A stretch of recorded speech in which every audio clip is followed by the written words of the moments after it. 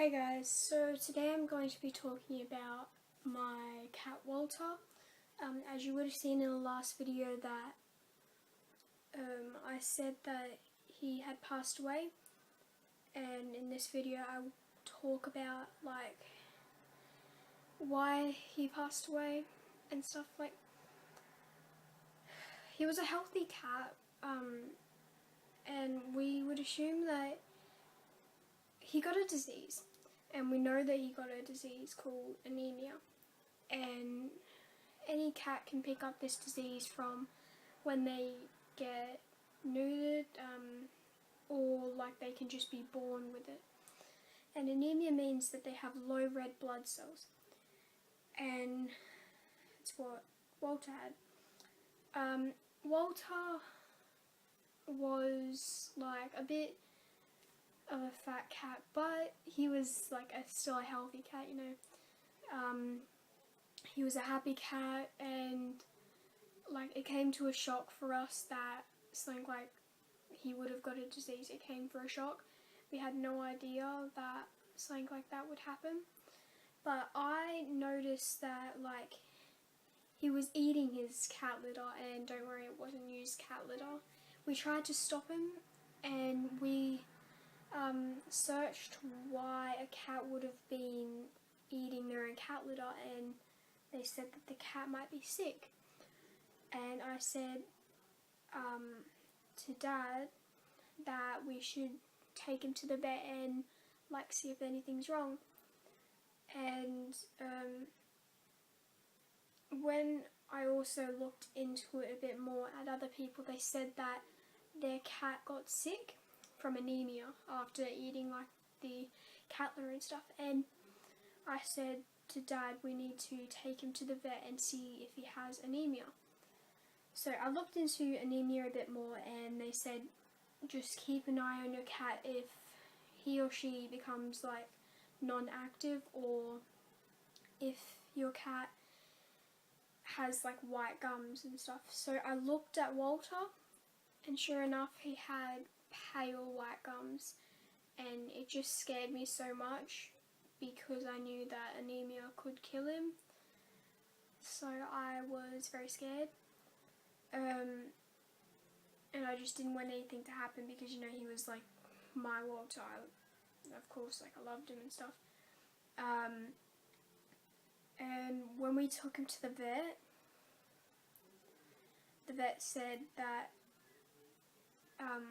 they don't know what's wrong, but they know that he had low red blood cells. And I thought, well, if you know that he has red blood cells, look into it and you'll see anemia. And they said, well, we'll give him some medicine and antibiotics and stuff to hope to keep his blood cells higher, because we tried to keep him alive for as long as we could. You'd probably do that for anyone. You try and keep him alive, alive for as long as you could.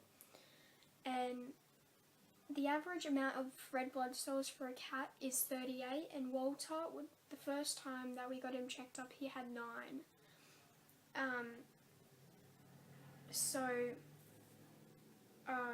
My dad was just keeping him on the antibiotics, and each day I'd call him and just ask him about Walter. He said that Walter seems fine. And when I would come see Dad, because as you know, I was living with Mum when all this happened, so when I came to Dad's for the weekends, the one weekend that I was going up to my nana's, my mum dropped me off at Dad's, and we were just walking up, and she said that she just has to ask Dad something, and she wouldn't tell me. And she said, maybe you might want to grab your bags. And I was freaking out, and Dad said that Walter's sick. And straight away I panicked. I hopped up and I said, where is he? Where the heck is he? I need to see him. And Mum tried to grab a hold of me, and I just said, no, let me go. And when I ran to him, he was just laying, didn't really do anything.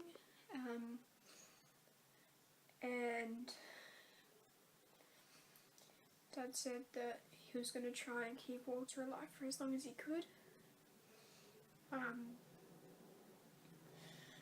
We kept him on the antibiotics and tried to keep him alive, and it only held him up by a little bit, because as I said, he had 9, and then when we got him checked up on the day that we found out we had to put him to sleep, he had 7. And then the vet could have just put him to sleep when he had 9, but because I wasn't there at that time, Dad said no, just can we do something just to keep him alive for as long as we can. And we tried for as long as we can, and when we went up for the next checkup, like, I was prepared, but I wasn't, because I didn't know, like, if it was either going to be good or bad. And the vet said, it's bad news.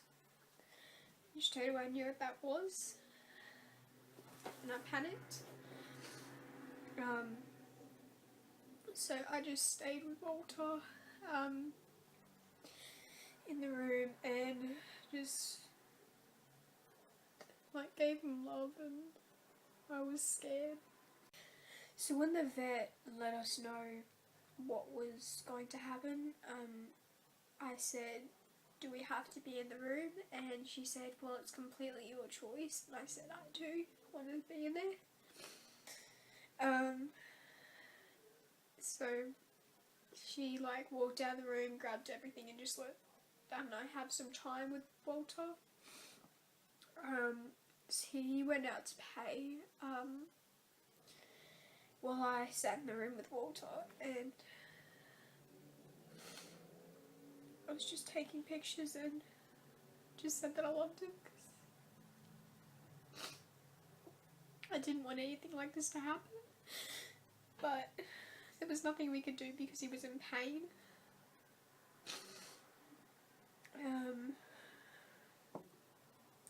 And when it came to the time that we had to put him to sleep, it was hard, definitely. He had some stuff around his arms just to like stop him from running away. I will show some pictures at the end of the day that we had to put him to sleep. I just held him there, cuddled him, and the vet said that like he's just gonna freak out because of like this like pumping through his body, and then he'll be like, oh, I'm a little sleepy, and then he'll sleep. And then she dosed him up and stuff so he can't wake up. And yeah, so that was that.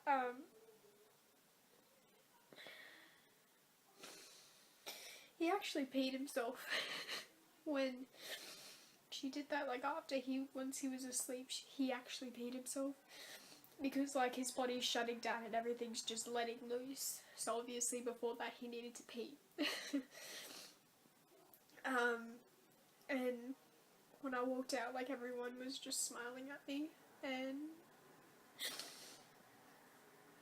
I was like trying to keep happy, but it wasn't very easy.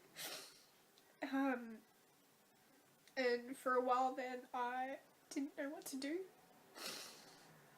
because I just miss him so much. Obviously it's hard without him, definitely, but yeah,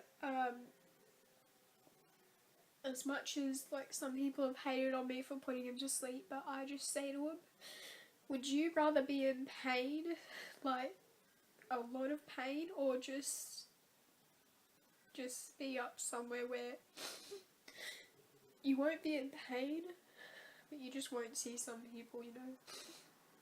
And they said, I'd rather be up there and not be in pain. I said, exactly, so why are you hating on me for just taking him out of pain, you know? And I don't know, it wasn't very easy. But yeah, if any of you like are worried about your cat, like even if you just want to give him a cuddle, just look at it, the gums, and just make sure that like nothing's wrong with your cat. Next thing I'd want is to hear about like another cat that has been like in pain, like how much Walter was. But I'll give some information about Walter. Walter was a pure white cat. People would ask us about him if he was deaf. No, he wasn't. He would eat noodles, hard to say. He actually ate dry noodles. He just loved everyone. He never really liked Cookie at first because like he was attacked by cats. He was attacked by a dog. When we actually got him, a few weeks before we got him, we adopted him from a friend because my sister's friend's mum said if no one takes him, I'm just going to dump him. And when I heard about that, I said, no, I just can't. I wouldn't be able to handle myself just knowing that people are just dumping cats, you know. It's wrong. And Dad stopped the car and he said, go get him. Because Dad's favourite animal is a cat, and the next thing he wants to know is that a cat's going to be dumped for dead. And when we first got him, we realised that he had like a hole in his stomach and like a scar and stuff, and we asked Kayla about it, and Kayla said that he was attacked by a dog. Because Kayla's friend's mum actually owned a Great Dane, and that Great Dane attacked Walter. Walter came with the name Walter after Walter White from Breaking Bad, and because Breaking Bad is like my dad's favourite TV show, he was definitely in love with Walter. So Walter was a pure white cat. He did have some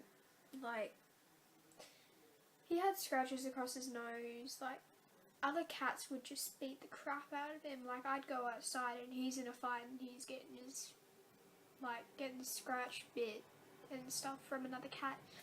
And once we moved out to Yarraman before I came back to Caboolture State School, that's when we found out about Cookie. I adopted Cookie from my friend who had like a few litters of cats, and Cookie was like the odd one out. You know how there's like a whole breed and they're all like black cats and like just darker cats, and then there's just a pure white cat? Well, that was basically Cookie. She was just like the odd one out that never really got to, like the other cats just would completely ignore her. And I said like she's perfect, and that's the kind of cat that I wanted. I will also show some pictures of her in the end. And once Walter got over the fact that it was another cat, like he realised that she was only a kitten, you know. Like I could hold her in the palm of my hand and she'd still be smaller than that, you know. She was about 5 weeks when we got her, you know. So, eventually Walter basically became a dad towards her. And we just found that they were going to be best friends. And when Walter did, when we had to put him to sleep, Cookie was just, she wasn't herself. Like obviously if someone in your family passed away or something that you were really close to, you're going to be devastated and shocked, like I was when my uncle recently passed away. So like Cookie was just completely lonely, and we kept the box that we had Walter in down in the car. And when we bring it back up, Cookie jumped off the couch and she was so happy, and I said to Dad, she thinks that Walter's coming home, because when we took him, he was in the same box, and when we didn't like when we came home and he wasn't with us, that's when Cookie was like freaking out. So obviously she thought that we were bringing him back home. And when she jumped in the box and like she could smell him, but he wasn't there. And she was just meowing every day looking for him, and it was killing me to think about it, and it was sad to think. But we loved our Walter, and it's going to be devastating when other pets will pass, like Cookie and Cleo. I wouldn't want to think about something like that because of how young they are, and it's not easy losing a pet, and I'm pretty sure other people can relate. Yeah, Walter was just a great cat, and we would never be able to replace him with any other cat. And we miss him a lot. So much. And yeah. So that was the story about Walter, like, and how he passed away and stuff. I don't know how, like, I was able to sit here and just talk about it without, like, completely crying so much that, like, my whole face was basically as red as something that's really red. I have nothing really red in my room. No. But if anyone else, like, notices them kinds of symptoms for a cat, just straight away get your cat checked out and make sure nothing is wrong. And if something like this has happened, I'm sorry, and I know how you feel.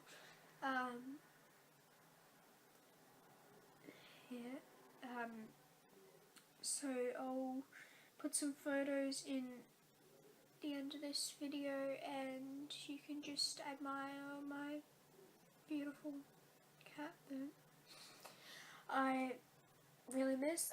I'll just chuck in some photos of, like, all three cats that we have had. Like, of course I'll put in some photos of Walter, I'll put in some of Cookie and some of Cleo, and yeah, but I just hope you didn't cry as much as I did. Like, when I started stopping in this video, I was actually crying quite a lot. So yeah, I'll see you in the next video. I'm not sure what my next video is going to be about. My mum is coming to visit, so I will have to end this video now. I love you all to infinity and beyond, and I'll see you in my next video. And right after this, you're going to see the photos, so bye.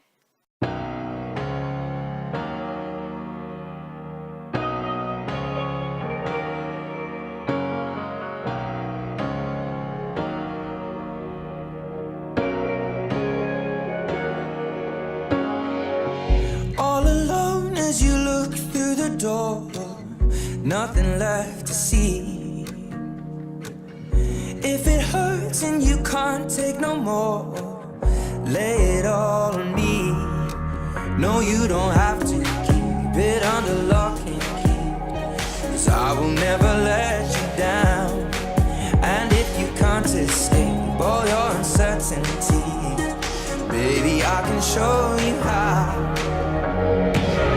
Let my love in, let my love in. Lay your heart on me. If you're hurting, lay it all on me.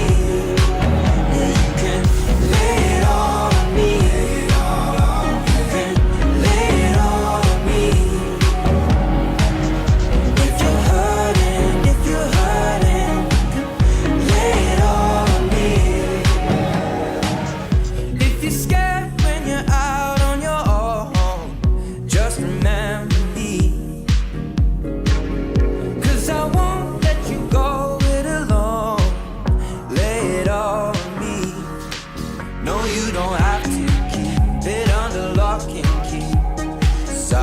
never let you down.